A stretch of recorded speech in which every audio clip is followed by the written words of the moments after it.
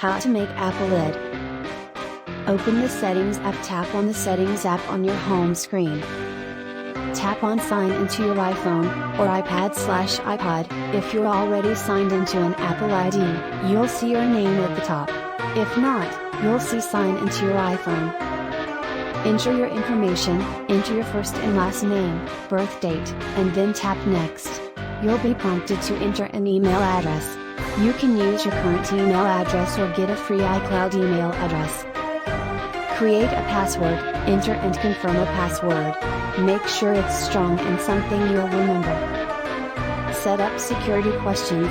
Choose and answer security questions to help protect your account. Verify your email address. Apple will send a verification code to your email address. Enter this code to verify your email. Finish setting up your account.